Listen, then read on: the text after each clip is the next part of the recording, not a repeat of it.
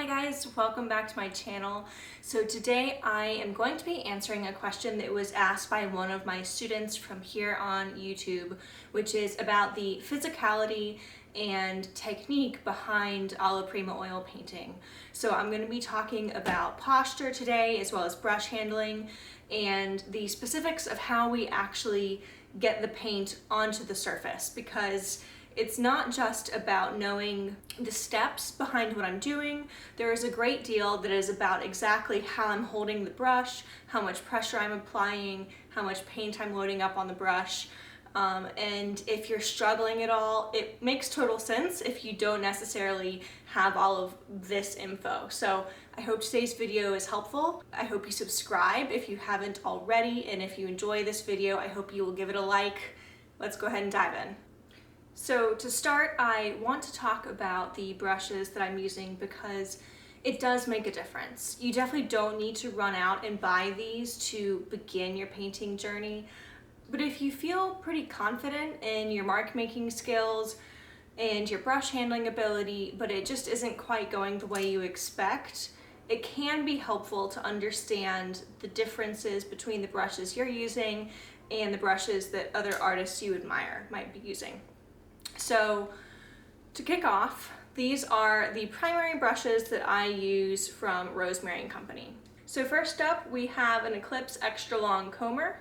Next, we have a Master's Choice Filbert, then an Ivory Long Flat, and my last brush here is a Pure Sable Flat.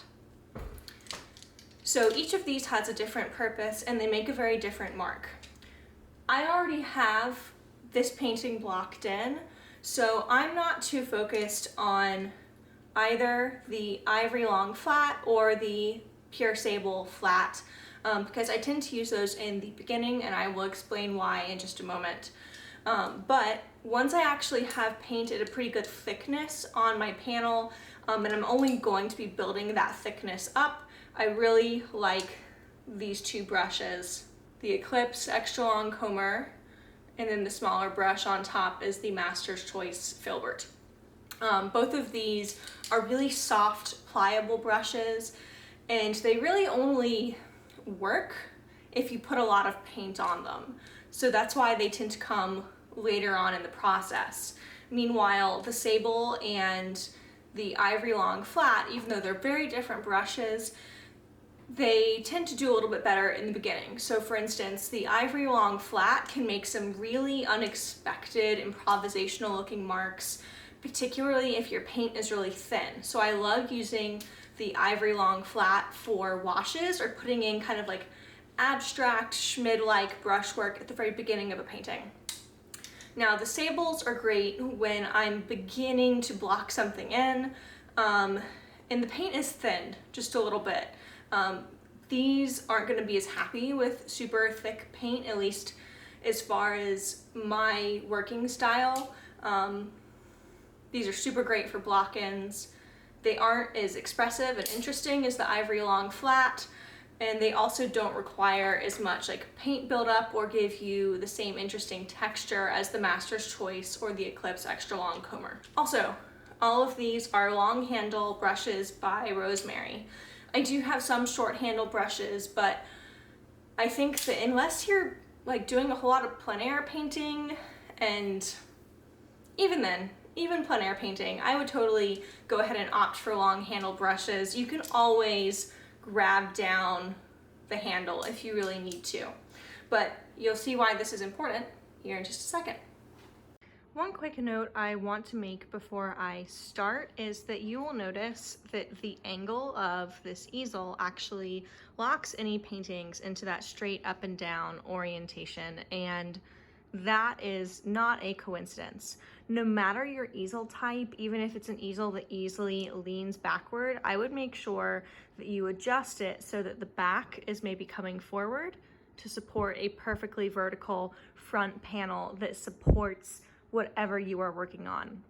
This really helps to avoid any weird perspective or parallax that could be throwing off your painting. So I know this isn't so much about brush technique, but it does affect how you physically approach your painting, so I did want to mention it. Another edit note, sorry that this is a little bit blurry.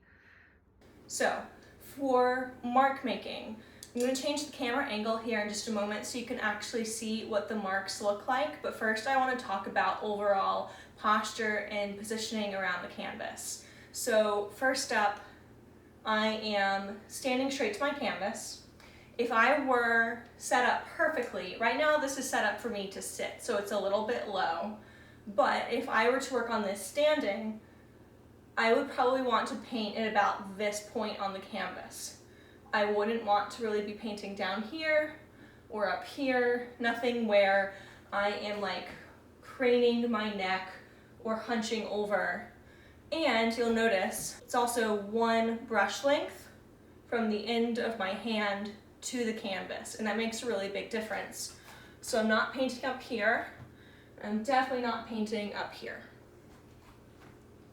The advantage this gives you when you stand back this far is that I'm actually able to take in, I'd say, a third to half of this really big panel. If I were working on a small panel standing up, I would be able to take in the entire composition at once if I'm standing back about this far. And I hope this goes without saying, but because I'm one brush length away from my hand to the canvas, it means I'm literally holding my brush at the very end. Now, I might occasionally have to come up to the painting for some detail work, but it's honestly really rare. For that, I might break out a maul stick. My maul stick is not anywhere handy, but basically the idea of the maul stick, and this canvas is dry right now, which is why I can put these on here, is that I can rest something on the top corner of my canvas, then rest my working hand, my right hand, on the maul stick, and then have a really steady entry point for any brush strokes I put down. Now, whenever I'm using a maul stick, it's not for a pretty large brush like this extra long comber that is a 5/8 inch. It's always for really fine detail work, things like putting the highlight into an eye. So this also applies if you are sitting. The only difference is that everything just goes down a little bit lower, and you also might want to consider whether or not your chair has wheels. If your chair has wheels, you might notice that you begin to drift closer and closer to your canvas as you're working. When you set up your chair, you want your chair to be about this distance away from the canvas as well. And I hope this goes without saying too, but just make sure that you lower your canvas to match your chair height. Okay, with that said, let's go ahead and take a look at the painting and what the actual brush strokes look like. Really quickly, I want to just demo one other thing from this particular angle so that you can get a much better view of how I hold the brush. So, the way I hold the brush is not the way you hold a pencil. You will hopefully almost never see me hold a brush this way. Maybe the exception would be if I'm like doing that really fine detail work with a maul stick. But in general, I kind of flip things over almost like, I don't know, maybe like I'm bowing a violin. So I have this kind of overhand grip, and this kind of adjusts. So I can take my thumb closer to my index finger if I want to go ahead and really extend the length of the brush and get that perpendicular angle to my panel. Or if I'm kind of coming at an angle, then I can go ahead and have that grip where I'm really using all 5 of my fingers.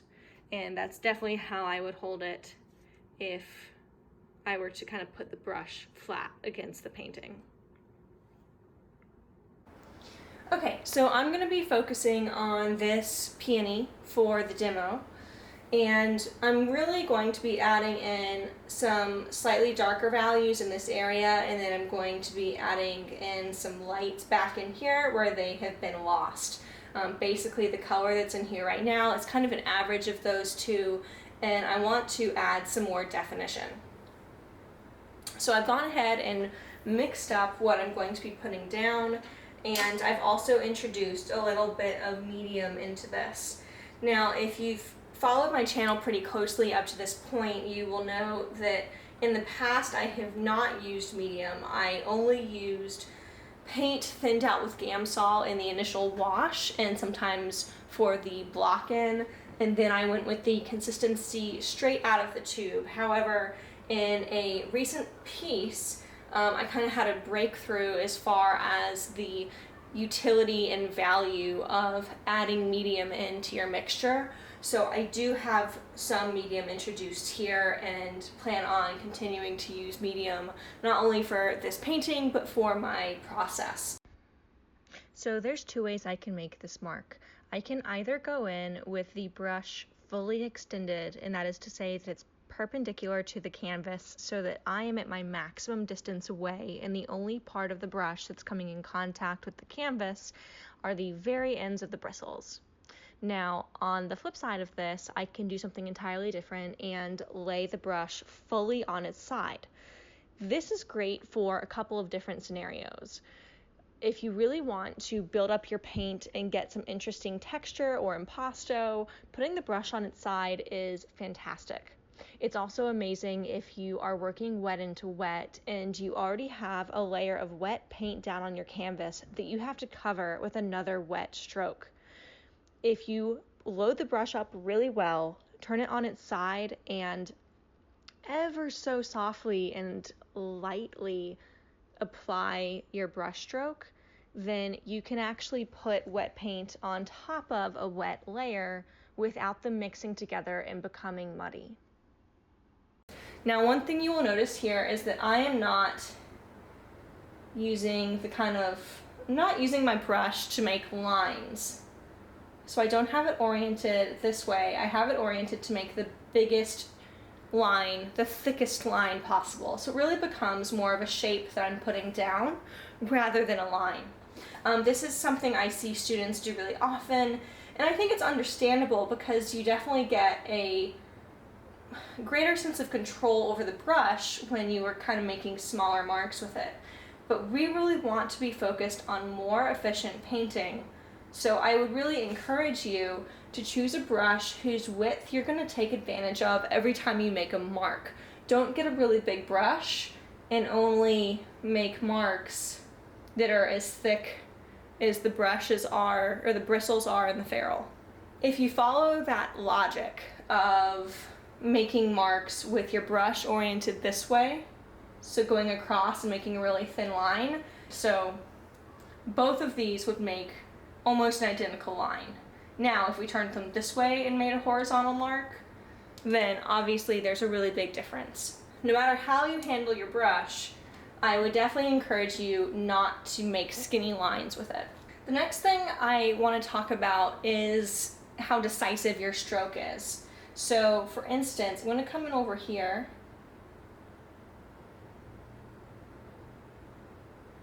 and lay that in. And you see how I made one shape in one single motion. And I'm going to use my other brush here to kind of clean that up.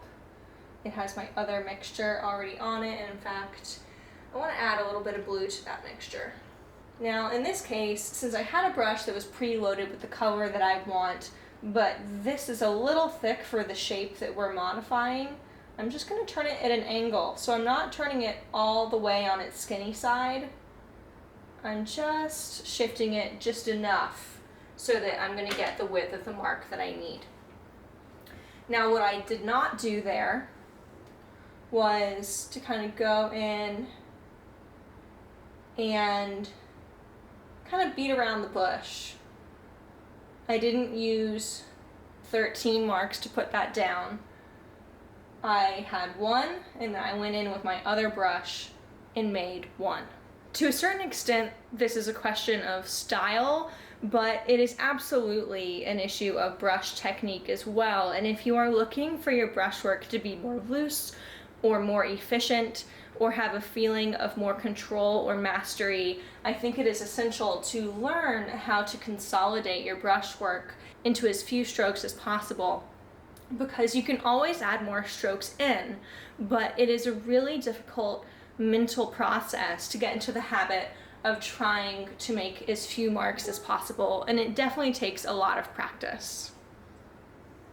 So now I just want to kind of zoom you in and let you see a little bit more closely what's happening here. So I'm just going to be kind of touching up this central area. I want to introduce a little bit more of like a warm ochre white into here and dial back some of this sort of olive green gray color that we have happening. So here I wanted to turn the brush on its side just a little bit to put down a little bit more paint. It also allows me to use the brush incredibly lightly. These two types of brushes, the Eclipse Comber and the Master's Choice, they really require you to put enough paint on there. Let me kind of show you by contrast what happens if I knock some of this paint off of this brush. So now the brush is quite a bit drier. It still looks like there's a lot of paint on because I really was only able to knock paint off the surface. But let's say that I use that same light stroke and like literally nothing happened. I can see where paint has gone on, but it's almost entirely transparent because there just wasn't enough to cover. The result is that I might be tempted to really press the brush into the painting. So I might like really work it in, but then you don't get that really lovely texture. So let me load my brush back up and I'll kind of show you the alternative there. So now I have quite a bit of paint put back in. And you can see, hopefully, yes, you can see there's quite a bit of texture, and that's because I put enough paint on here and I used the brush really, really lightly so that the texture of the bristles would come through. And that's when it really makes sense for me to walk just close enough to the canvas that I can take the brush on its side to make the mark. And then otherwise, so I stepped probably, I don't know, this is probably like an 18-inch long brush. I probably stepped one step closer, or maybe 2 steps, just to get close enough to have, you know, my hand nearly touching this so that I could turn the brush on its side. Now, if I were going to make a perpendicular mark, again, maybe that's because I'm less interested in putting a lot of paint on there, or maybe I'm just at the block-in stage where it's really, really beneficial for me to be able to take in the entire painting at once, which, by the way, is most of the time. I am so far back that you can't even see my hand in the frame. My hand is like just behind what the lens of the camera can capture. And that is it. I hope this video has been really helpful. I hope you learned some really useful tips about how to better handle your brushes and make the kind of marks you want to make in your paintings. If you want more tips like this, please go ahead and subscribe and like this video, and check out my exclusive course over on Patreon for even more lessons like this one. Until next time, I hope that you and your loved ones are safe and wish you happy painting.